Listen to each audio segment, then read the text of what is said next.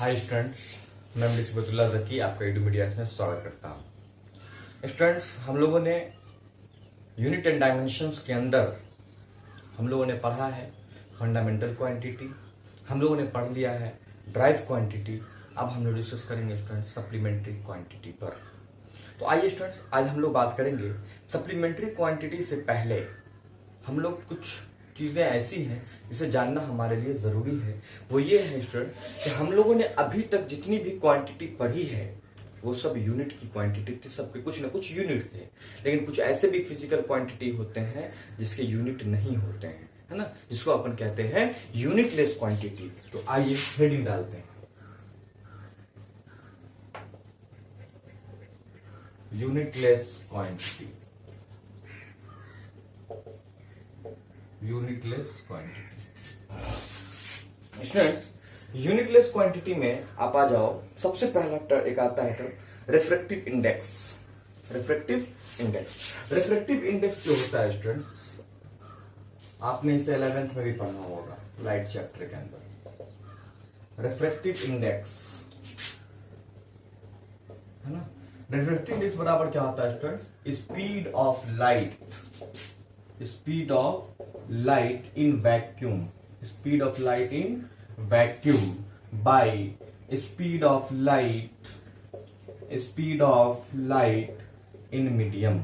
क्या होता है डेफिनेशन कि वैक्यूम में जो लाइट की स्पीड होती है वो डिवाइडेड बाय जिस मीडियम की हम बात कर रहे हैं उस मीडियम में लाइट की स्पीड, है ना। अब देखो स्टूडेंट, इन दोनों में स्पीड की बात हो रही है। तो ऊपर वाले में भी स्पीड की यूनिट मीटर पर सेकंड, यहां भी स्पीड की यूनिट मीटर पर second, that is only a one, यानी इसकी कोई यूनिट नहीं होती। तो रिफ्रैक्टिव इंडेक्स की कोई यूनिट नहीं होती। उसी तरीके से students specific gravity,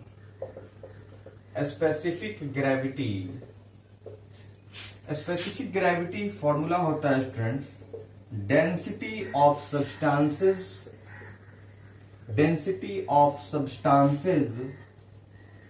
by density of water।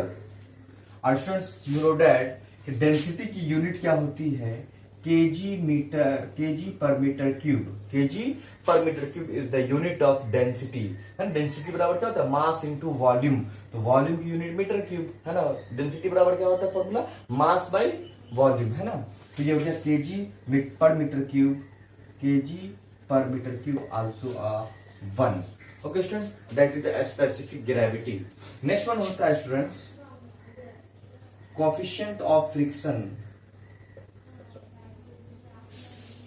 Coefficient of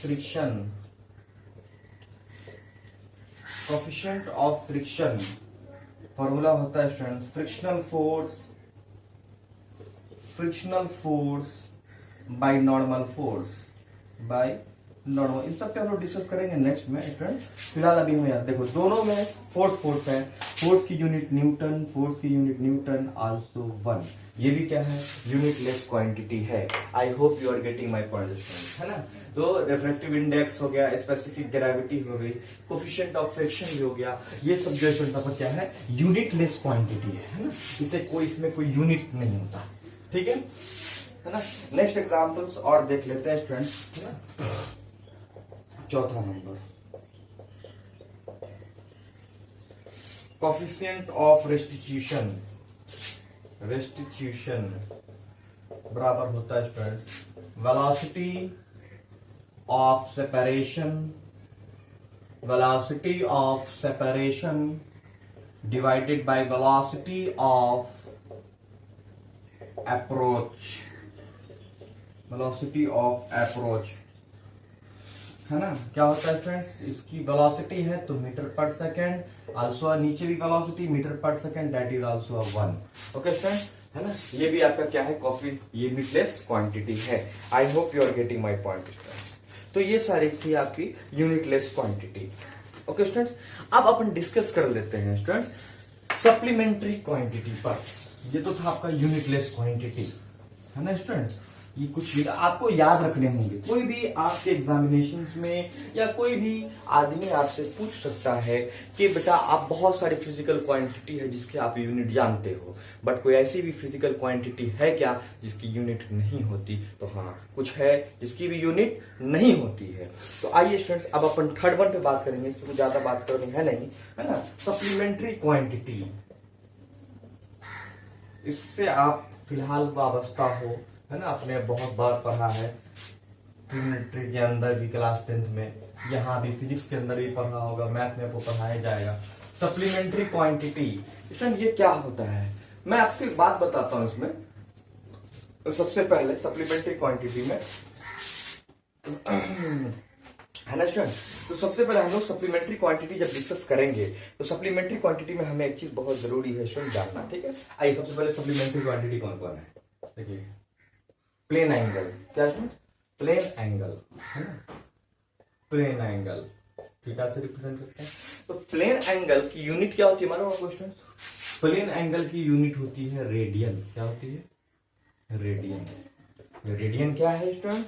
radian क्या है? देखिए, ये आपकी एक सर्कल है और ये आपकी सर्किल का सेंटर है, ये आपका एक रेडियस होगा इसका, ये भी एक रेडियस है। इन दोनों के बीच के एंगल मान लो आप थीटा है। क्या है? थीटा। ये आपका रेडियस आर है तो ये भी रेडियस आर होगा। ये ए है मान लो, ये ओ है, ये बी है। ये जो दूरी है आपका, इसको कहते हैं अपन क्या? Arc length. क्या कहते हैं स्टूडेंट? Arc length. और आर्क लेंथ को अपन एल से रिप्रेजेंट करते हैं, है ना। क्या करते हैं? एल से रिप्रेजेंट करते हैं। थीटा आर सब कुछ हो गया स्टूडेंट। अब देखो थीटा रेडियन बराबर क्या हो? थीटा किसमें होगा? सर्किल का जो एंगल होता है, जो ये सेंट्रल एंगल जो होता है, सेंट्रल एंगल को हमेशा रेडियन में मेजर किया जाता है ना। आपने ट्रिग्नोमेट्री में पढ़ा होगा, ट्रिग्नोमेट्री में 3 तरीके से हम लोग एंगल पढ़ते हैं, हेक्साडेसिमल सिस्टम, सेंटीडेसिमल सिस्टम और रहना सर्कुलर सिस्टम, ठीक है। तो उसी में हम लोग बात कर रहे हैं। तो थीटा जो होगा आपका स्टूडेंट रेडियन में होगा। किसमें? रेडियन में। तो थीटा जब रेडियन में है तो थीटा बराबर होता है, फॉर्मूला मालूम क्या? Arc length, arc length by radius, arc length by radius. Theta is equal to L by R, theta is equal to L by R, है ना। ये है आपका प्लेन एंगल। तो आइए स्टूडेंट, इस पे हम लोग एक एग्जांपल करके देखते हैं।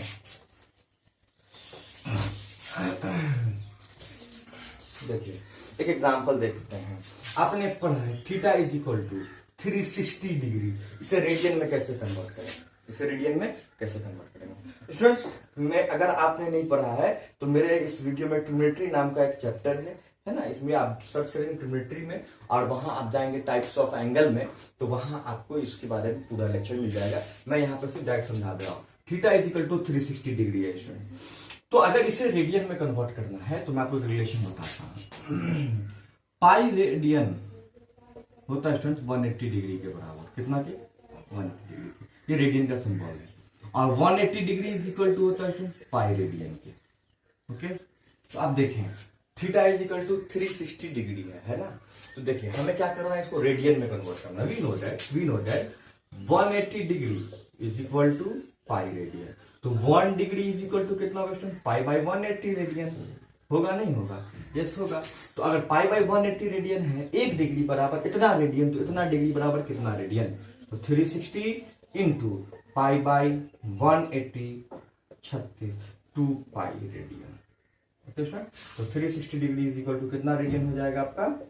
2 pi radian. I hope you are getting my point, है ना। समझ में आ रहा है आपको शायद? ठीक है, अच्छा ठीक है। नेक्स्ट बार एक क्वेश्चन और देख लेते हैं। Theta is equal to 45 degree दिया होगा, बोला इसको ये कितना रेडियन होगा? वी नो दैट कि 180 degree is equal to pi radian, 1 degree is equal to pi by 180 radian. तो 1 डिग्री बराबर इतना रेडियन, तो 45 डिग्री कितना रेडियन? तो 45 डिग्री पाई बाई 180, 45 4 जा 45 4 जा 180 होता है, तो पाई बाई 4 रेडियन, है ना। तो 45 डिग्री कितना रेडियन हो गया आपका?